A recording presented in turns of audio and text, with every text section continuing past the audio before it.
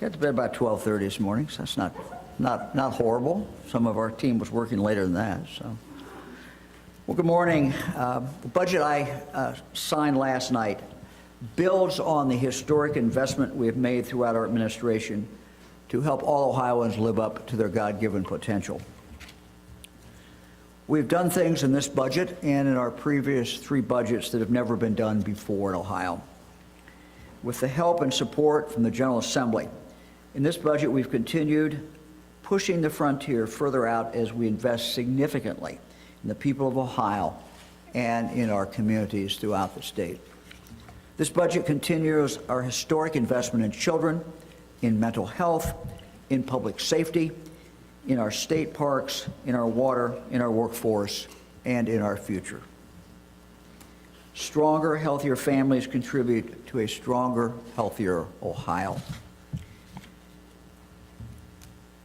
This budget is the biggest investment in maternal health and efforts to reduce infant mortality in Ohio history. We continue to build on what we have done in the past. Since taking office 6 years ago, we have doubled the number of mothers and children receiving specialized home visiting care. Because of this, moms are healthier today and more babies are alive today.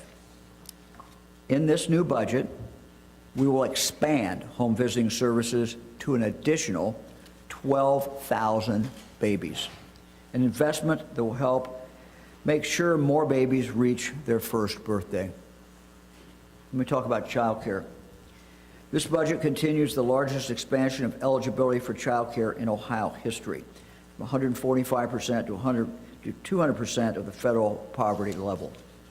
Ohio families making up to 200% of the federal poverty level will now be eligible to receive assistance enabling more working parents to pursue an education or to join the workforce, while knowing that their children are learning and receiving quality child care. That's 20,000 more children, or 12,500 working families who will now be covered. Adoption. This budget will allow Ohio to continue to assist families who wish to establish or expand their families through adoption by offering Ohio Adoption Grant Program funds to defray adoption costs and provide incentives for those who foster, to adopt, or adopt a child with developmental disabilities. Child wellness centers. To support Ohio's most vulnerable children, our Department of Children and Youth, which we created in our last budget with the help of the state legislature, is working with local communities across the state to create new regional child wellness centers that will create placement and treatment options for children involved with child protective services. The centers will help make sure no Ohio child is ever without a comfortable and supportive place to stay, will help reunify families more quickly, and will serve more children closer to home so that their families can be involved in their treatment plans. Now let's talk about education, starting with reading, which is certainly the essential building block to everything in life. We now have over 408,000 children enrolled in the Ohio Dolly Parton Imagination Library. I want to thank my wife Fran for her leadership. I want to thank the General Assembly for their work and their support that's contained in this budget, but I also want to thank our local partners throughout the state of Ohio. This budget will help increase enrollment in the program. It will help families build more libraries of their own to encourage a love of reading and prepare more Ohio children to start kindergarten with a solid foundation of early literacy skills. Science of reading. This budget continues our efforts. I want to thank the General Assembly again for supporting these efforts to make sure that in every class in the state of Ohio, we have trained teachers who are teaching reading by using the science of reading. The new budget guarantees that each child in the state of Ohio will be taught reading in the best way that we know how, and that is, of course, with the science of reading. Science of reading is now required in all Ohio classrooms because we know it's the very best method for teaching all children how to read. This budget continues our support for science of reading literacy coaches in schools, districts throughout the state. This budget also continues funding to train teachers throughout the state in that science of reading so they can help us achieve our vision of having all children reading at or above grade level. Our children are our future, and their future success depends upon their ability to read. Let me talk about a new program that we have instituted this budget supports, and that is Children's Eyesight Program. Children must be able to see clearly to read. Our brand new Ohio See program will ensure that more students receive comprehensive eye exams and, if needed, glasses. Right now, too many Ohio students fail a vision screening at their school, but then they never receive follow-up eye care at all. We will change that, and this budget gets us started down that pathway. These students will now be referred to our free Ohio See program. We begin this program by focusing on areas of the state with the highest needs to make the most immediate and the greatest impact. Improving children's vision will improve their success at school, which is a win for students, families, and schools. Let me talk now about cell phone use in schools. This budget finalizes our administration's ban on cell phone use in schools throughout the state of Ohio. This is a vital step in protecting our children and helping them focus and learn during the school year and the school day. We know what a difference our initial cell phone policy has made in schools throughout Ohio. This new budget will allow us to build upon these positive changes so teachers can teach, children can learn, and that will occur at every classroom in the state. I want to thank John and Tina Husted for their steadfast support of these efforts. Let me talk about school-based health centers.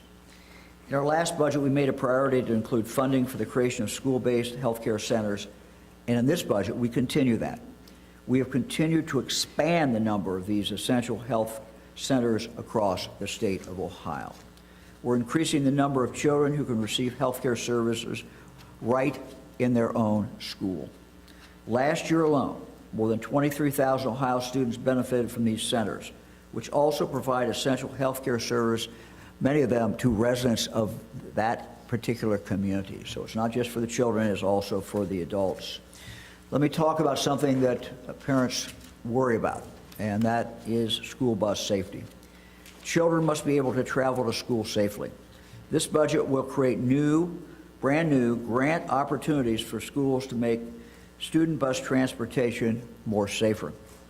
As recommended by our Ohio School Bus Safety Working Group, through things such as upgrading buses or the addition of safety features to buses. Let me talk about school funding. The budget represents the largest overall school funding investment in our history. It also represents the largest investment in public school funding in Ohio history. In my first state budget, we introduced a completely new concept.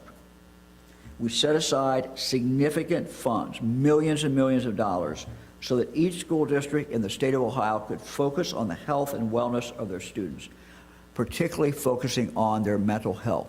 This budget continues that, and we've now institutionalized it with 4 straight budgets. That is significant progress. We know how important mental health services are, and we know how important it is that children be healthy when they go to school. This budget continues that commitment. Merit scholarships. Our governor's merit scholarship has been a wildly successful program that has already ensured that more of our top students stay in Ohio for college and then live their lives in Ohio. This budget will allow us to continue encouraging Ohio's top students to stay in the state by providing $5,000 scholarships to every student in the top 5% of their graduating class. Public and private schools, no matter where they are from in the state of Ohio. Already more than 10,000 students from all 88 counties have accepted this scholarship and chosen to stay in Ohio for college, making them much more likely to live, work, and raise a family in Ohio. If we look at the net gain and look at what we would have projected this top 5% of students, what colleges they would have gone to, what percent in Ohio, we have dramatically increased that percent. And just in the first 2 years, that's a total of 2,700 new students who would not have stayed in Ohio, who are staying in Ohio to go to college. Also, in this budget, we're now guaranteed admission to the main campus at every state college or university for all Ohio students in the top 5% of their graduating class. No longer will we hear parents tell us, my student, my son, my daughter is at the top of my class, they can't get into the main campus. Those days are over. Tech prep. This budget continues our administration's emphasis on job creation and job training and career pathways. We'll establish tech prep regional centers, and they will be established in each region of the state to work with local school districts to expand career tech education in all of our schools. It will support career planning and increase mentorship opportunities for our students. OCOG, the Ohio College Opportunity Grant Program. With this new budget, we're making, again, the largest investment in the state's history for Ohio students with the highest levels of financial need through the Ohio College Opportunity Grant. Further, we're continuing support for students attending community colleges and those students pursuing STEM degrees so that Ohio students are equipped to fulfill the needs of the state's employers today and in the future. This budget also continues support for our Tech Cred program, which helps Ohioans earn the skills they need to keep up with the rapidly changing tech-infused economy by enrolling in short-term training to earn new credentials. This has been very successful, and we have so many people that are taking advantage of it. This program helps employers invest in their employees so they can have a more skilled workforce to keep pace with new technological changes in the workplace. And speaking of technological changes and the jobs of the future, this budget will help Miami University and the Cleveland Clinic make significantly more progress with the Cleveland Clinic's quantum computing program. This partnership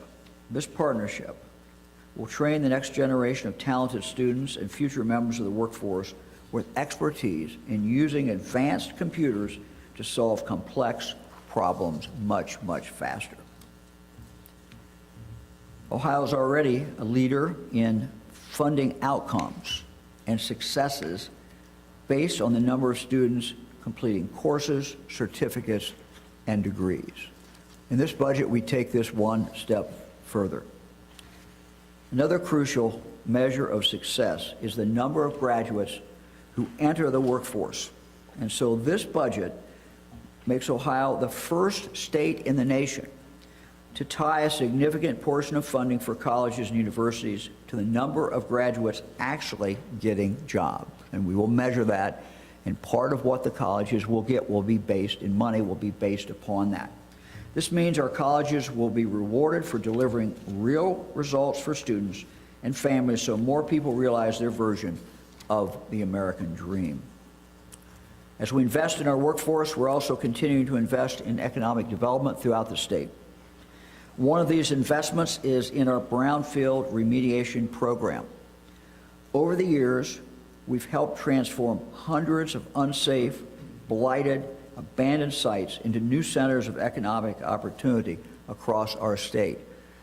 This budget continues that investment. Since launching this program in 2021, we've been able to fund 681 projects in 86 counties to clean up industrial, commercial, and institutional brownfield sites and redevelop and revitalize neighborhoods and attract new economic development, attract new jobs, new companies to come into those areas. This budget continues to build upon this important work to rejuvenate our communities. Let me now talk about the veterinary school at Ohio State. One of the things that I've been concerned about for a long time is the fact that we are not turning out enough Ohio graduates from our veterinary school. Ohio State is the only veterinary school we have in the state of Ohio. And as Fran and I travel, particularly in our rural parts of the state of Ohio, we hear people tell us about the shortage of veterinarians, particularly in the large animal field. So I went to Ohio State and said that we have to change this. They came back to us with a proposal. This budget contains the money for that proposal. Their commitment is that they will expand significantly the number of students who are admitted each year to the college, and that every one of those students, that every one of the new students that we're paying for with this particular language will be from the state of Ohio. If you want someone to come from Adams, if you want to have veterinarians in Adams County or Vinton County or any number of different counties, you have to find people to be admitted to the school who are from that area. That's how you increase that and deal with that problem. So this is one of the things that this budget does, in fact, contain. Something else that we've talked about a lot, and frankly, we've seen some real progress. We want all Ohioans with disabilities to be able to live up to their God-given potential. If you look at Ohio's growing workforce, we need contributions of all our citizens, including those with disabilities. As governor, I'm proud that this budget is the largest investment in Ohioans with disabilities in Ohio history. Through opportunities for Ohioans with disabilities, this budget will enable us to help 8,000 more Ohioans each and every year. Continuing on the job issue, let's talk about those who are coming out of prison. We also need those who are formerly incarcerated to participate in our workforce. Each year, 18,000 men and women are released from the Ohio prison system. That's a lot of people. The new budget allows us to continue expanding our pre-release vocational training and education for in-demand job programs to give those coming out of prison a second chance at life and the opportunity to live up to their full potential. Since the start of our administration, we have made historic investments in the accessibility of mental health treatment across the state of Ohio.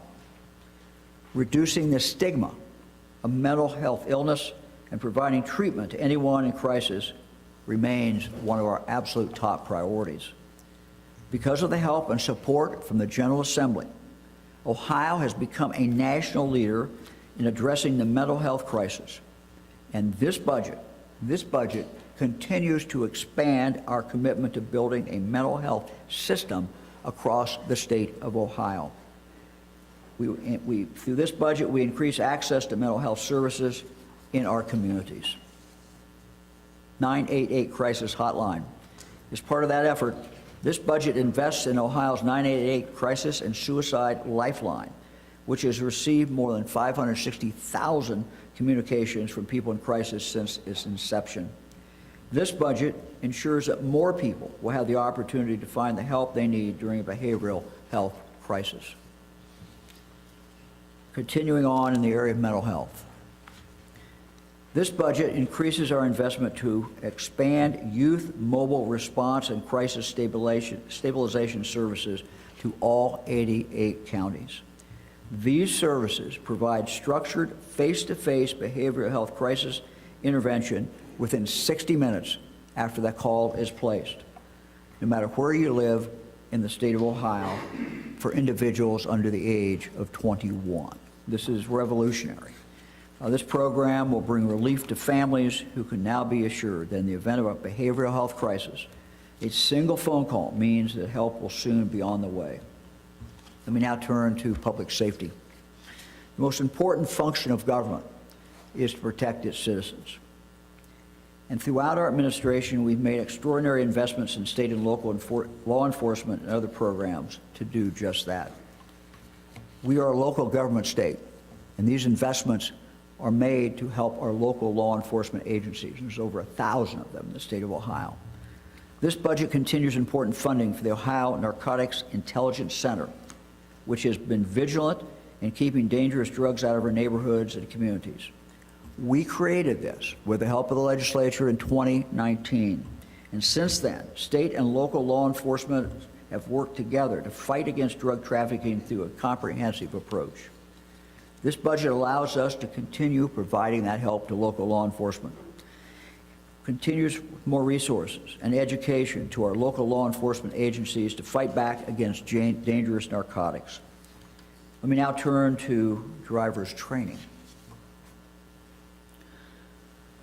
We know that young people who go through driver's training become safer drivers, safer for themselves and safer for everyone else on the road.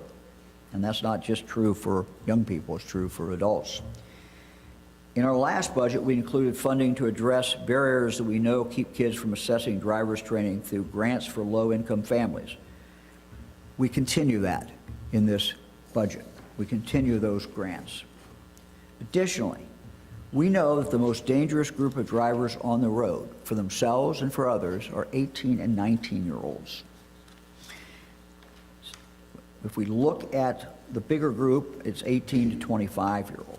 Part of the reason is because once, under current Ohio law, once an individual turns 18, they're no longer required to take driver's training. So we have so many young people turning 18, never taking driver's training, and they go in and ultimately, sometimes after many failures, pass. Not acceptable. And I made that very, very clear some time ago. In this budget, we're protecting all Ohioans on the road, new drivers and seasoned drivers.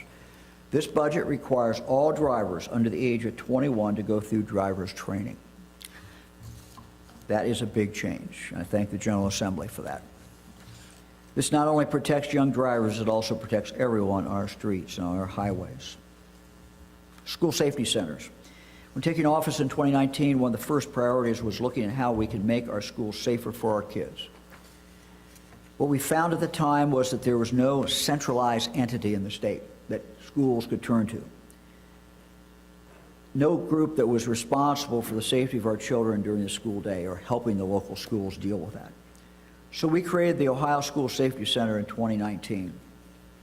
Today we have regional liaisons all across Ohio from the center who are part of the culture in our schools to train people every day to prepare for and respond to threats and to acts of violence. This new budget that I signed last night builds on that expertise and the other resources that the Ohio School Safety Center has given our local schools to protect our kids. 911. Next generation. When Ohioans are experiencing an emergency, they deserve to know that help is on the way as quickly as possible. That's exactly what Next Generation 911 does. Ohio is improving the technology used when dispatchers answer a 911 call and direct local services right to the location. Today, with this change, things are getting better, and they'll be able to pinpoint exactly where that person is.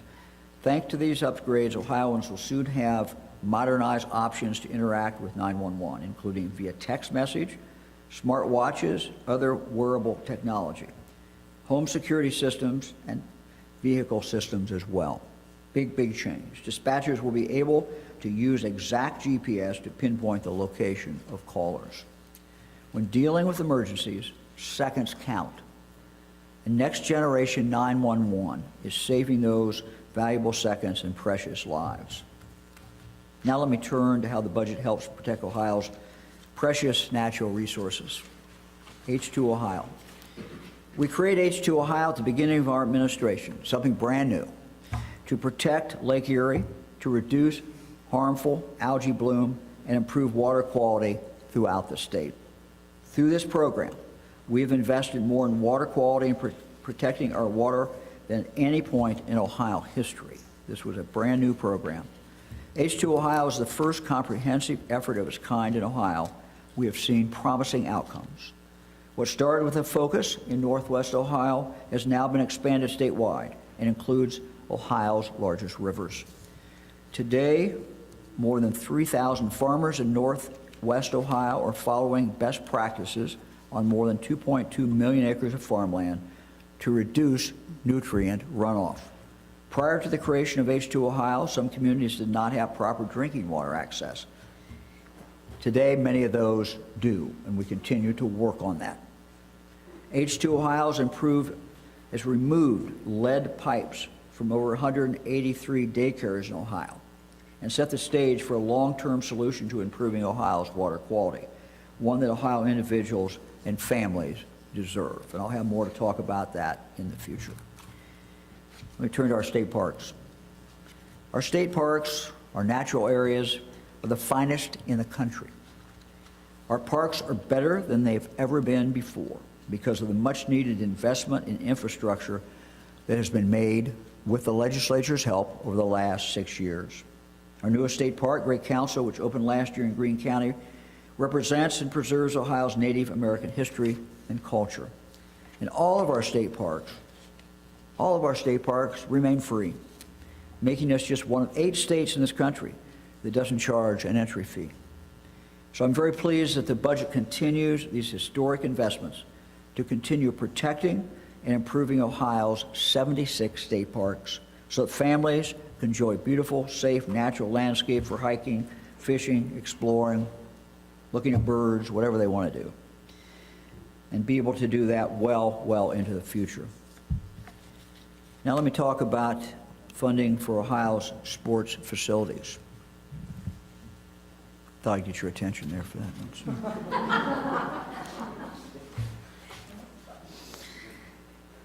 I said from the beginning that my goal was to make sure that no longer do we use general fund taxpayers' dollars to support stadiums in the state of Ohio. Some of our stadiums are aging, many of them are. We know from past history that there will be requests for the state to participate in helping those stadiums. Stadiums, professional sports are important, just like the theater, just like other culture. These are some of the things that make Ohio great, some of the things that make it fun to live in Ohio. So we support these, and we've done so for the last 50 years, and we will continue to do so. My goal when this issue came up was to take a holistic approach, not just to look at one team, not just to look at one area, but to take a holistic approach to how we were going to approach this. This budget does that, and I thank the General Assembly for doing that. We needed a permanent solution for requests that come to the state to help fund these stadiums, again, without relying on general fund dollars. As you know, this budget creates a new fund. This new fund will not only support major league sports facilities, but also minor league facilities, cultural facilities, playhouses, symphonies, other concert venues. This is a win for taxpayers, and it will provide significant money for things that improve the quality of life in Ohio. This is a win for our cities that get this economic impact. And it's a win for the state of Ohio and the exposure we get every time we see one of our teams on national TV. Let me talk for a moment about tax relief. In every budget I have signed, we have collaborated with the General Assembly on tax relief. This budget continues significant income tax relief for many Ohioans, particularly married couples, the new flat income tax.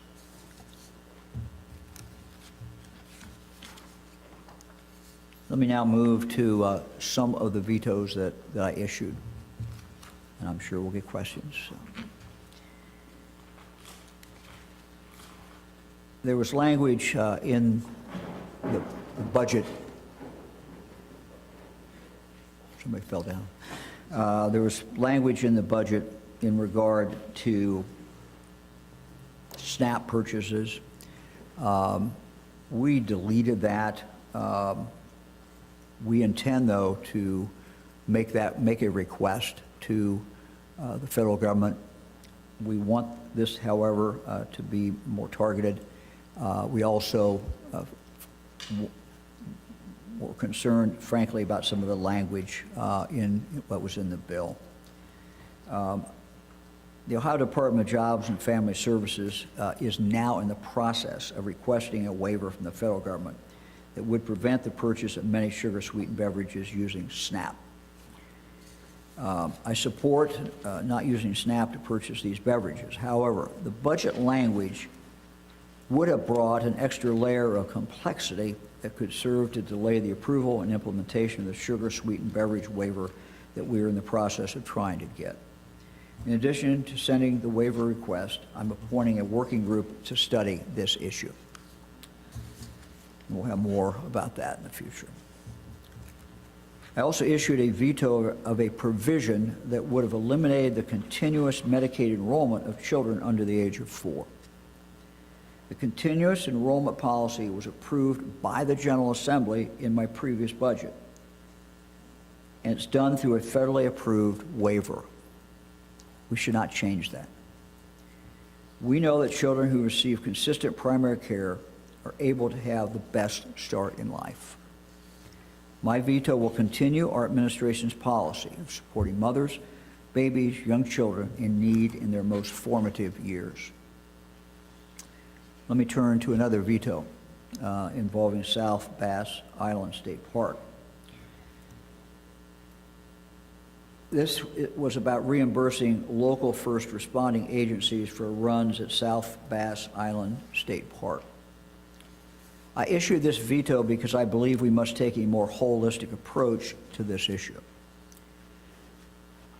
With our 76 state parks across Ohio and many calls coming in annually for law enforcement, fire, and emergency assistance, we have to take a more holistic approach. We have to look at this from the point of view of what goes on in every one of the 76 state parks, and how the state can be of help to local law enforcement, to local first responders. So I am going to convene a working group to study this issue statewide and determine how the state can help local law enforcement and first responders who incur costs when rendering assistance in our state parks. Every Ohioan who goes to a state park has an interest in getting fast response. We also have to be concerned about the local township where that state park might be located, where this work of responding to accidents at state parks and other things may be a great drain on their budget. So we have to come up with some balance here. Let me move to the issue of dredging. Maintaining Ohio's many lakes and other waterways is certainly a top priority of our administration. We spend money every year on dredging.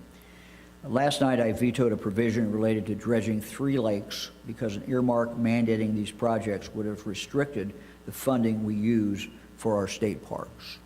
It was taken out of one bucket, which would have created a significant problem for us. However, I am announcing today that our administration, through the Ohio Department of Natural Resources, is committed to undertaking these 3 dredging projects, and we will do them, and we will do them within this biennium, as prescribed in the original language in the budget. That's at Grand Lake St. Mary's, it's at Indian Lake, and Lake Loramie. And we will do this using other Ohio Department of Natural Resources funds. So people in those communities should not worry. We will take care of this, and we will do this. The issue of property taxes is such a great concern, we know, for so many Ohioans. It is the tax that I hear the most about. It's the one tax, frankly, I hear about. And I'm sure that is true for members of the General Assembly. They hear about that as well. Property tax increases across Ohio have strained many family budgets and endangered the financial security of many on fixed incomes. In signing this budget, I line item vetoed several provisions related to property taxes. I did so, and I would just say that I felt that these ideas were thoughtful, but I was also concerned that imposing them now, all of them at once, on our local schools would create a huge, huge problem. And none of them guaranteed what we would end up with. So again, for the members of the legislature who worked on this, thank you for that hard work. These are very thoughtful ideas. I look forward to working with the leadership and with the members of the General Assembly in coming up to a long-term solution in this area. Signing these vetoes does not lessen our obligation and does not lessen our obligation to deal with this problem. So we must address these legitimate concerns that Ohio voters are talking to us about. Accordingly, I will be convening a working group to be formalized and announced in the coming weeks, which will make recommendations to the General Assembly and to me on how we can provide meaningful property tax relief to Ohioans and still fund our schools, and fund our critical services. I look forward to working with the General Assembly on this very important issue. This budget, finally, is guided by the same core values that have guided us in our previous 3 budgets. Our goal every day is to remove the barriers and provide the opportunities so all Ohioans can live up to their full God-given potential.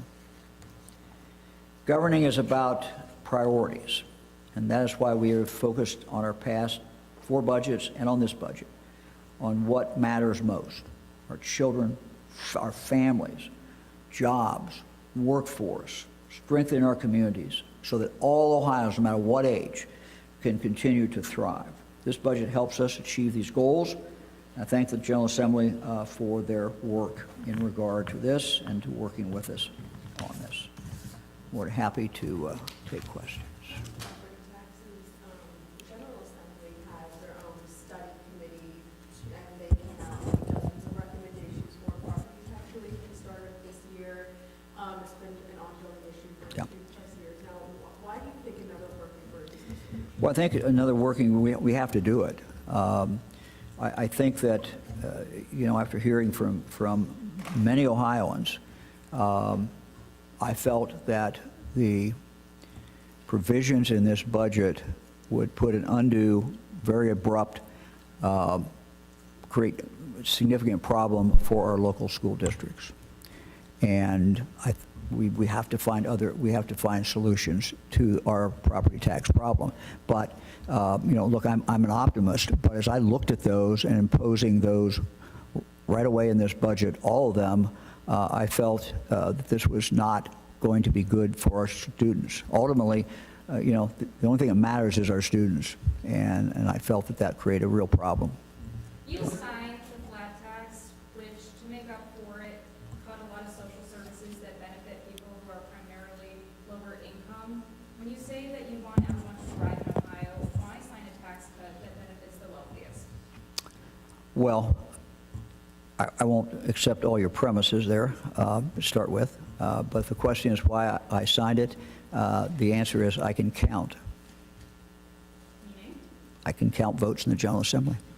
Governor, the budget takes a lot of money from unclaimed funds to give the Browns the $600 million. Do you have any concerns about using money that just fundamentally doesn't belong to the state for this purpose? Yeah. Well, as you know, that was not my first choice. I had another way of doing it. But governors don't get everything they want. Nobody gets everything they want in life. And so the criteria I set forward was it had to be holistic. Couldn't be just about the Browns. It had to be about all our teams in Ohio and future teams, because we're going to get some women's professional sports, more teams coming in. We just heard about the WNBA team in Cleveland. And this will continue to be, an issue.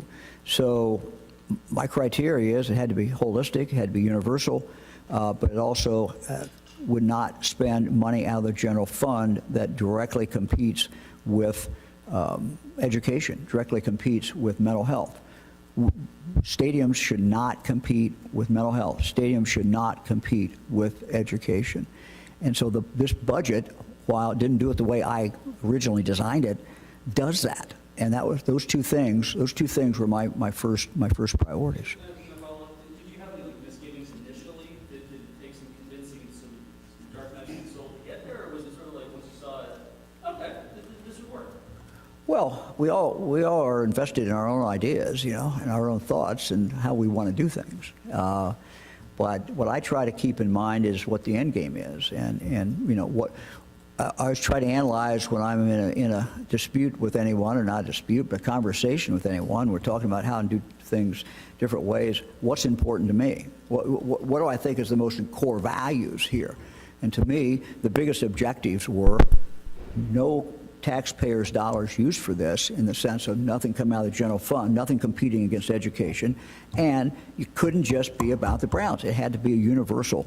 And so this proposal, which the legislature wanted to do, satisfied those two things. And when you get the two prime objectives, it seems to me it's time to say, yeah, I'm achieving what I wanted to achieve. I mean, it is a pretty big achievement when you think about it, that if this is done right, no time in the future, long after I'm gone, long after this legislature's gone, no time in the future will it be necessary to take tax dollars to fix up a Great American Ballpark or to fix up, any other field in the state.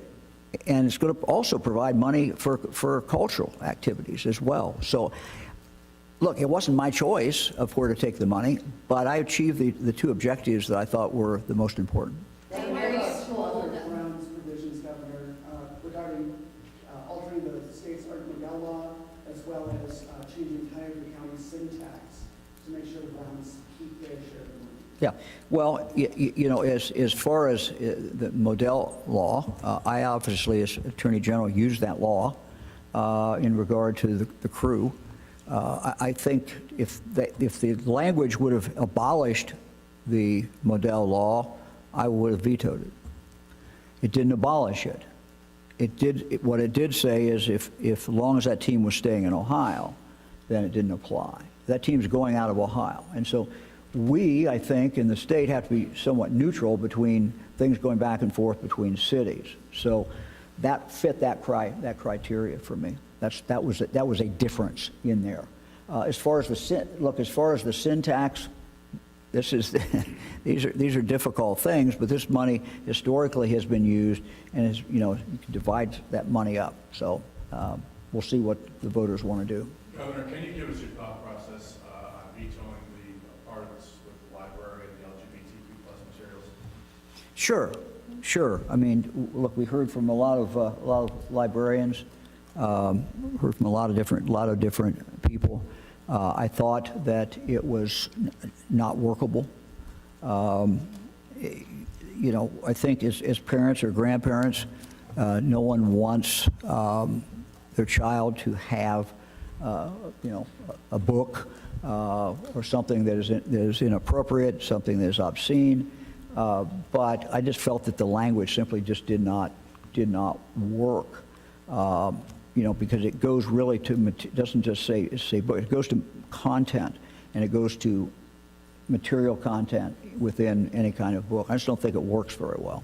And so that's why I vetoed it. The concern comes out when you said, you tell Morgan that you can count votes in the General Assembly. But there are Republican lawmakers on Twitter who are already clamoring for veto overrides. How much is this budget veto override proof, and how much did your consideration of that factor into those other vetoes? Well, I think we always, look to see what we think the legislature will do. But, feel strongly about the vetoes I issued. But we have a constitutional process, and we have in Ohio, we have a great system, as we do in most states, checks and balances. And so then everybody has a turn to make a move. I made my move. My move was to veto things that I thought were not good for the state of Ohio. And the legislature now can do what they do. I obviously I think that my vetoes were valid, but we'll see what the legislature wants to do. Do you think that the flat tax will provide a similar sort of benefit as to the child tax credit that you originally wanted? Well, again, life is about choices, and I stated what I thought was the best tax cut, and the legislature did not follow that. So, I'm not allowed to write things into the budget. I can veto, but I can't write in. So. Okay, what's coming out of from conservative groups like Buckeye and some of the GOP lawmakers is concern about the constitutional amendment to abolish property taxes. The concern is by vetoing this, it makes it more likely that we might see that on the ballot. So I'm wondering, with this task force, are you going to have a timeline? Is there a hard goal towards reform? And do you have any concerns? Well, about- I don't speak for the General Assembly, but I speak for myself. I think, the idea behind our task force is to try to come up with something. What I'm particularly concerned about is the fact that, we do have Ohioans who are hurting, and that's very, very clear. We have Ohioans who have lived in their home for many years. They paid their mortgage off, but now they're on fixed income, and now their property tax continues to go up. So, trying to figure out how we deal with that, I think, is very important, and that's why I put a working group together. Did you have concern about any particular property tax provisions as being more onerous than the others? You kind of said too much too fast, but any in specific that you're able to have? Well, I think we kind of outlined it in our veto message. I mean, I'm not going to go through each one of them, but I think that, that collectively, they create a problem for the schools. I'll just let it go at that for now, anyway. Going back to the unclaimed funds, Dave Yost urged you to veto that, saying it's unconstitutional. Are you worried that this could end up tied up in court? Well, that's what we have courts for. I remember when I was an assistant county prosecutor, I was 25, and I thought I knew a lot, and I sometimes would argue with the old judge we had back in Greene County. I thought he was old. I don't know how old he really was, and he'd look at me and said, "Mr. DeWine," he says, "that's why God made the Court of Appeals." And so, if people don't like things, they can go to court, and that's what we have in our system. So we'll see. I don't ever, judge what a court is going to do. That's part of our system. Governor, you vetoed a sales tax exemption for data centers. These facilities don't employ many people in Ohio. They are putting a huge power suck on the grid. Why do they deserve this tax treatment? Look, these centers enable Ohio to grow. It's not just the number of people who are employed at that data center. It's what having that data center does to attract other business around. The other thing that's not ever talked about, or very rarely talked about, is what impact that data center has on the local school. And it is significant. And, there's some numbers have been produced. I don't have them in front of me. But those data centers can significantly help local schools in the sense that they don't employ a lot of people. They don't put a lot of people in school. But what they do is because of the valuation, they add a lot to that tax base. But that's one thing we don't talk about. The main thing is, if we want Ohio to move forward, we have to move with history. We cannot be behind history. We have to be ahead of history, and we have to be with it and with the flow. And the flow is that data centers are important, and they're important to our future. We're working through the issue of, they take a lot of electricity. And so one of the things that, what they can do, they can go behind the meter and generate or contract with someone to generate the electricity that they need. So yeah, this was pretty universal from anyone who looked at how Ohio is growing or how we need to grow in the future. Governor, I believe this is the highest number of vetoes in a state budget that you have presided over. What do you account for that for? Did you feel freer since this is your last state budget, or was it more contrary quality of the use of the? Oh, I'm probably not going to answer that. It's how it came out. I mean, look, the process is we get this, we know some of the stuff that's already in there. So I've been thinking about some of these things for some time. But until you actually get the budget, there's just language in there that you did not anticipate, or maybe that we didn't catch, or maybe it was put in late. So what you do is you just, it's quite a interesting process. A lot of people on our team, goes through it, and then I literally sit down, and we sat down for a number of days over the weekend, Friday and all through the weekend, and just went through item by item. And, I'm calling balls and strikes. And so if I see something that I think is not good for the state of Ohio, I weigh whether I should veto it or not. So it's just the way it came out. It's how the score ended up. We didn't intend anything. So you got to follow up. Go ahead. Quickly follow up. Yeah. What's your thought process? I mean, sometimes as these things pass, or as you see them, do you just immediately Well, yeah, sometimes, yeah. Yeah, I mean, sometimes, look, you see that, oh, no, that's not going to work, you know. But a lot of times, look, the legislature's thoughtful when they put these in, and so, and there's somebody behind each item, and somebody has thought about it, and so you have to think about it. I always try to put myself in their position. What are they thinking? What's the other side of this? And so when I'll sit down with my team, I'll say, okay, look, this doesn't look good, but what's the other side of this story? Why is this coming in here? What are the advocates saying about it? What do they do? And, you know, sometimes we look at it and say, hey, my first impression's wrong. Let's go with it. Let's leave it alone. Let's don't veto it. You know, each one, it's literally balls and strikes on each pitch, every single one. And that's how we do it. Look, doesn't mean we're right, but I'm the guy that happens to be the governor, so I get the opportunity to do that. Now the legislature get their shot again. So. What were your concerns about the language in there regarding youth homeless shelters and gender affirming care? Well, if you look at that, it was a very specific veto on language. Look, we want, this is nothing new, we want homeless shelters to be open and for everyone. And that's kind of it. The federal government seems poised to make major slashes to Medicaid.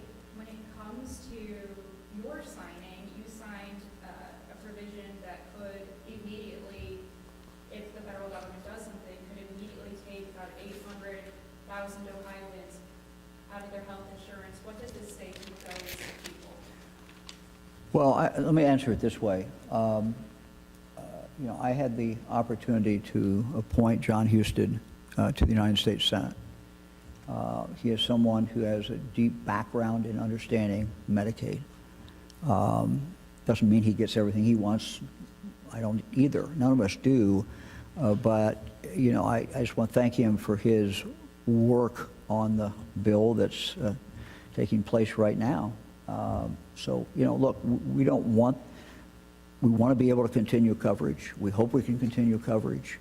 But until we see a final bill, you know, we don't know exactly where we are. But Medicaid coverage is, you know, vitally important. It's vitally important, particularly for children. This is your last budget. How do you want Ohioans to remember you? Have you thought what kind of legacy do you want to leave behind? Oh, I don't do legacy very well. We'll let other people do that. You know, look, we try. I mean, I'm pretty transparent about what I want and what I think, and that is we want everybody to live up to their full potential. And you can kind of put everything we do under that, whether it's from someone with disabilities who we want to get more of them in the workforce and more of them living independently, or to a baby. We want that baby to be a high birth weight baby or average. We don't want a real low. I mean, you know, these are all things that have to do with the ability of that person to live up to their full potential. So we're bringing a lot of jobs to Ohio, and we got to have people who can live up to their full potential and take those jobs. And so those two things kind of come together. But we also, look, I mean, what we've done, I'm very, very proud of what we've done with our state parks. You know, we've gone back and fixed the infrastructure. And these are things that, again, quality of life. And when people think about Ohio, you know, I want them to think about the quality of life here. This is a great place to live. And we want to continue to try to tell the world that. So. Governor, you're a long-time proponent of school choice. What made the non-charter educational savings accounts step too far for you? No accountability at all. Just no accountability. These are tax dollars. You know, unlike the charter schools, unlike the other schools where we have some accountability, we know what's going on. So yeah. Governor, on driver's ed, with changing the floor to 21, does the state have enough capacity, especially in rural areas, to support that education? Yeah. Look, we will continue to work to expand. One of the things that was in our original budget, as you know, was to putting more emphasis on that. We're going to continue to work with schools. I think schools should look at this as an opportunity. Schools do a lot of different things, but schools having the opportunity to have driver's training back in the schools, I think makes a lot of sense. But, you know, the market will expand also. If there is a demand, there's always people who are willing to fill that demand. And so, you know, the market will help in that area as well. You know, we just have seen this. We see it with young people who no longer take driver's ed at 15 and a half or 16, and they just wait. And, you know, there's reasons why they wait. It's because of cost sometimes, because of convenience sometimes. So, yeah, you're right in the sense that we have to do both. I mean, I think, you know, we know that somebody who's had driver's training is statistically a better driver, and we know that they're less likely to kill somebody or kill themselves. But we also, you know, have to make sure that there's a supply there as well. So yeah, we have to work on both, no doubt about that. Anybody else? Lieutenant Governor, if I may ask you a question real quick. Now that we are through this budget season, getting closer to 2026, have you given any more thought to the race for Ohio Governor? Well, you're not going to get a headline from me here today. This is about the budget, but I'm glad you called me up here because 140 days ago, we were right here, and it's been amazing watching the governor, and people ask all the time, especially going through this budget, what's he all about? And he cares about every person and everything. And it's been amazing to watch. How do you do that? There's 12 million people. There's dozens and dozens and dozens of programs and causes and initiatives and challenges. And, well, the way he does it is he's got a great team. It starts with Fran over there, and she's a little bit of his conscience in the background at times, and he's got great advisors there with Christine and Annie and Mike and Laurel, and he's got all these agency directors, and Director Murnick's back here worked like crazy on this budget, and his legislative team, it's amazing, you know, what Giles and Aaron and Lindsay and all those folks, you know, take care of, and his policy teams with Scott and that whole crew, and his legal team with Matt and that whole team. Here's how he does it. I've been behind the curtain for 140 days. He's got a great team, and he cares about everyone in this state reaching their potential. That's not just a cliche. And he cares about every little thing. It's been fun to watch how he takes care of things. So with that, I'm glad you gave me a chance to come up and say hello. No news on this front. So let me conclude by just thanking members of the legislature, thanking their staff who work very, very, very hard. I want to thank our team as well. I want to thank the Lieutenant Governor. The Lieutenant Governor has been very, very helpful. Always has great comments as we go through and look at each one of these items.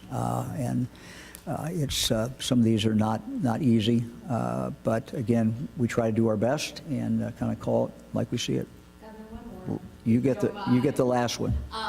You told me in December at the press breakfast that after the budget, you have more on capital punishment. So obviously, the budget was signed, you know, a long time ago. So yes, you have a good memory, and yes, I was just curious where you were at and if you... Yeah, I owe you an answer, but not today. Thanks, everybody. Thank you. Thank you, Governor. Very good. Hey guys, Sir, you are 12 hours